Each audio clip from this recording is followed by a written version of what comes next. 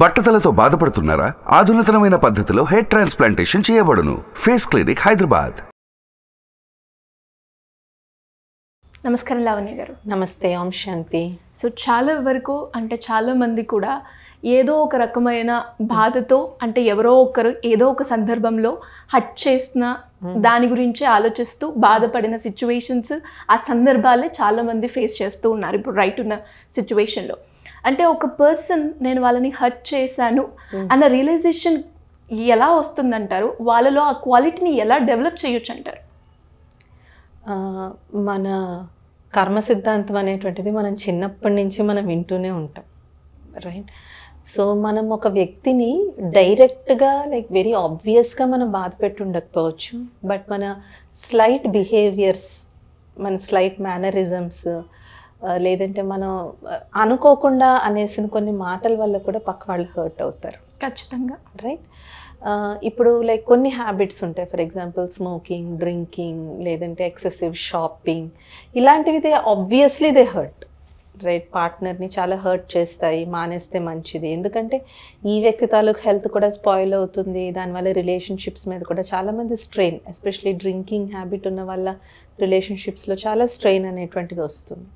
So ఇలాంటి ఆబ్వియస్వి కాకుండా కొన్ని సటిల్ వేగా, అంటే మనం తెలియకుండా కూడా ఒక్కోసారి మనం పక్క వాళ్ళని బాధ పెడుతూ ఉంటాం. అంటే మన ఇంటెన్షన్ ఉండదు పక్క వాళ్ళని హర్ట్ చేయాలి అనేటువంటిది మన ఇంటెన్షన్ ఉండదు. ఫర్ ఎగ్జాంపుల్ చాలా కామన్ది, ఒక వైఫ్ అండ్ హస్బెండ్ ఒక పార్టీకి వెళ్ళి ఉంటారు. హస్బెండ్కి తెలియకుండా తన ఫ్రెండ్స్తో ఎంగేజ్ అయిపోయి మాట్లాడేస్తూ ఉన్నాడు. వైఫ్ ఏమో అక్కడ లోన్లీగా ఫీల్ అవుతూ ఉంటుంది. అక్కడ ఆమెను బాధ పెట్టాలన్నది ఈ వ్యక్తి తాలూకు ఉద్దేశం కాదు, కానీ ఏదో తన ఫ్రెండ్స్ కలిసారు, వాళ్ళతో మాట్లాడుతూ అలా టైం అయిపోయింది. సో అక్కడ ఆ అమ్మాయి డెఫినెట్గా అలాంటి విషయాల్లో డిపెండింగ్ ఆ వ్యక్తి తాలూకు స్వభావం బట్టి కొంతమంది డైరెక్ట్గా చెప్పేస్తారు, మీరేంటి పార్టీకి నన్ను తీసుకెళ్ళి నన్ను ఇగ్నోర్ చేస్తారని. కొంతమంది అలా చెప్పరు, దాన్ని బాడీ లాంగ్వేజ్తో ఎక్స్ప్రెస్ చేస్తారు. బాడీ లాంగ్వేజ్తో ఎక్స్ప్రెస్ చేస్తారు, దాన్ని ప్యాసివ్ అగ్రెషన్ అంటారు అనమాట. అంటే కనిపించదు కోపం అని బయటికి, కానీ లోపల ఉంటుంది, అది మన యాక్షన్స్లో మనకి బయటపడుతుంది.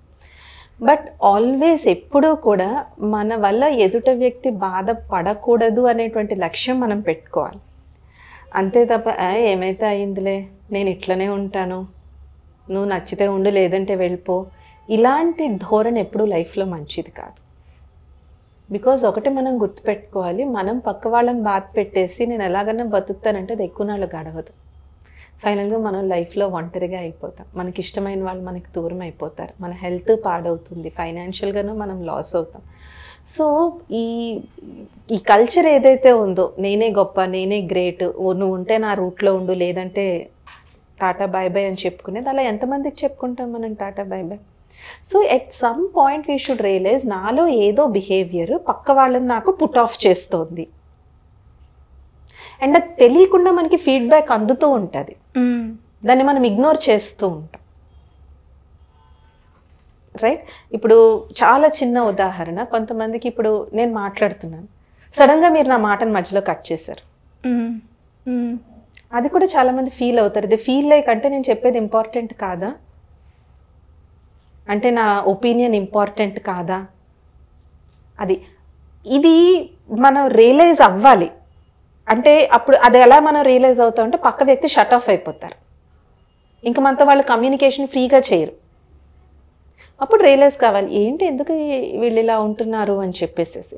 ఈయన ప్రొఫెషనల్ సెటప్ ఇది కొంచెం ఈజీగా బయటపడుతుంది, ఎందుకంటే బాస్ నుంచి, కొలీగ్స్ నుంచి మనకి రివ్యూస్ అని, పర్ఫార్మెన్స్ రివ్యూస్ అని ఫీడ్బ్యాక్లో తెలుస్తుంది, మీరు మీటింగ్లో మీరు చాలా అగ్రెసివ్గా ఉంటున్నారు, పక్క వాళ్ళని మాట్లాడనివ్వట్లేదు, ఇది. బట్ ఇంకా subtle relationships, especially wife and husband, child and parent, మెయిన్గా పేరెంట్ అండ్ చైల్డ్ తన బాధ చెప్తున్నప్పుడు పేరెంట్ మధ్యలో కానీ దాన్ని కట్ చేశాడంటే ఇంకోసారి చైల్డ్ కమ్యూనికేట్ చేయరు. ఏమంటారంటే మా అమ్మ నా మాట వినదు, మా నాన్న నా మాట వినదు. డెఫినెట్గా పేరెంట్కి చైల్డ్ కన్నా ఎక్కువ తెలుసు, that's true. But at that moment your child is communicating with you. అది ఎంత సిల్లీ విషయమైనా మనం వాళ్ళని మధ్యలో కట్ చేస్తే వాళ్ళు చాలా బాధపడతారు. ఈ అభిప్రాయానికి గౌరవం ఇవ్వడం అనేటువంటిది చాలా ఇది. తర్వాత మీరు దాని మీద యాక్ట్ చేస్తారా చెయ్యరా అనేటువంటిది పక్క విషయం, but you should at least first listen.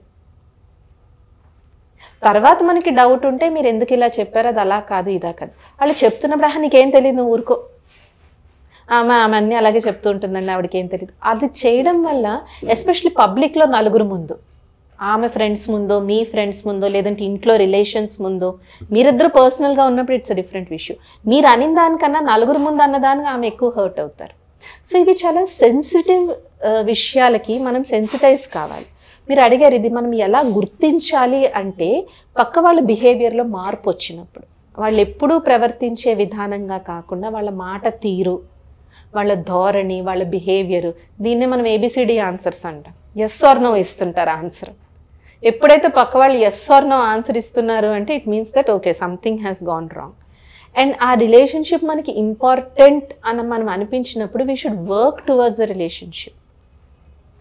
అందుకే చాలా ప్రేమ పెళ్ళిళ్ళు ఎందుకు ఫెయిల్ అవుతాయి అన్నారంటే, ప్రేమించుకున్న తర్వాత పెళ్ళి ఈజ్ ద క్లోజింగ్ కార్డ్ అనుకుంటారు. But no, it is just the starting of a new chapter అంతే.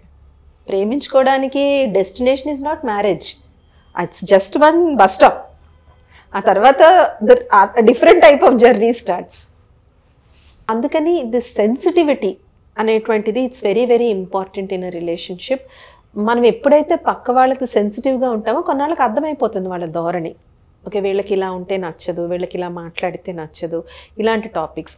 అలాగే కొన్ని ఉంటాయి, కొంతమంది కొన్ని టాపిక్స్ వల్ల హర్ట్ అవుతారు వాళ్ళు, కొన్ని టాపిక్స్ వల్ల హర్ట్ అవుతారు. ఆ టాపిక్స్ మనకు తెలిసినప్పుడు ఎప్పుడూ కూడా మనం దాన్ని ఎత్తకూడదు. ఫర్ ఎగ్జాంపుల్ పాస్ట్ రిలేషన్షిప్స్ గురించి మాట్లాడినప్పుడు, వాళ్ళు ఏదో ఒక బ్యాడ్ రిలేషన్షిప్ నుంచి బయటకు వచ్చినప్పుడు, లేదంటే వాళ్ళ లైఫ్లో ఏదో ట్రాజడీ జరిగింది, లేదంటే దే లాస్ దేర్ పేరెంట్స్, చిన్నతనంలోనే పేరెంట్స్ని కోల్పోయారు, ఇలాగ కొంతమందికి కొన్ని ఇష్యూస్ విల్ ట్రిగ్గర్. అది మనకి వాళ్ళకి బాధ కలుగుతుంది అని తెలిసినప్పుడు వాళ్ళంతట వాళ్ళు ఎక్స్ప్రెస్ చేసేంత వరకు మనం దాన్ని ఒక సాకు కింద యూజ్ చేసుకుని, you know sometimes what happens is, మనం పక్క వాళ్ళని ఆర్గ్యుమెంట్ మనం విన్ అవ్వలేకపోతున్నాము అంటే ఆ సంఘటన ఎత్తుతారు. అర్థమవుతుంది కదా. మనము ఒక ఎక్స్ టాపిక్ గురించి మాట్లాడుకుంటున్నాం, నేను ఇదిగా ఉన్నాను, సడన్ గా ఈ వై అన్న పాత ఇన్సిడెంట్ అని గుర్తు తీసుకొస్తాం. దానివల్ల ఒరిజినల్ కమ్యూనికేషన్ పోయి దాని గురించి మొదలవుద్ది. ఎప్పుడో 10 సంవత్సరాల క్రితం ఇదిగో నువ్వు అలా అన్నావు, అదిగో మనం అక్కడికి వెళ్ళినప్పుడు నువ్వు ఇలా చేసావు, ఇప్పుడు జరుగుతుంది ఏంటి, అప్పుడుదేంటి, అది పక్క వాళ్ళని ఇంకెంత ట్రిగర్ చేస్తుందంటే వాళ్ళు ఇంకొక రేంజ్లో లెగిసిపోతారు. దానివల్ల అసలు ఇప్పుడు కరెంట్ ప్రాబ్లం ఏది ఉందో అది పక్కకి వెళ్ళిపోతుంది అనమాట. అప్పుడెప్పుడో జరిగిపోయిన పాస్ట్ విషయం గురించి మనం బాధపడుతూ ఉంటాం. సో ఎప్పుడు కూడా మనం ఒక వ్యక్తి అవ్వచ్చు, అది it has nothing to do with age also. వాళ్ళు మనకన్నా చిన్నవాళ్ళు అయి ఉండొచ్చు, మనకన్నా పెద్దవాళ్ళు అయి ఉండొచ్చు. అలాగే నేటి యూత్ కూడా తెలుసుకోవాలి, మీ ఇంట్లో మీ పెద్దవాళ్ళు మీకు ఏమన్నా చెప్తుంటే వాళ్ళు 100% మీ మంచి కోసమే చెప్తున్నారు. మీ బామ్మలు అవ్వచ్చు, మీ తాతలు అవ్వచ్చు, ఒకసారి పేరెంట్స్ కూడా డెఫినెట్గా మీకు వాళ్ళకన్నా ఎక్కువ ప్రపంచం తెలుసు, మోర్ టెక్ సావి అన్నీ ఉన్నారు, కానీ వాళ్ళకున్న అనుభవం మీకు లేదు. ఎప్పుడైతే అట్లీస్ట్ ఇంట్లో పెద్దవాళ్ళు వృద్ధులు ఎవరైతే ఉంటారో వాళ్ళకి మెయిన్గా ఏంటుంటుందంటే, మేము ఇంకెవరికి పనికిరాము. సో నిజంగానే వాళ్ళు ఏం ఫిజికల్గా చేయలేకపోవచ్చు, కానీ వాళ్ళు మనకు ఒకటి చెప్తున్నప్పుడు ఒక్క క్షణం ఆగి వినడానికి పెద్ద టైం పట్టదు మనకి. కానీ మనం వాళ్ళని కట్ చేసామనుకోండి, వాళ్ళు డెఫినెట్గా దానికి హర్ట్ అవుతారనమాట. And always what goes around comes back around.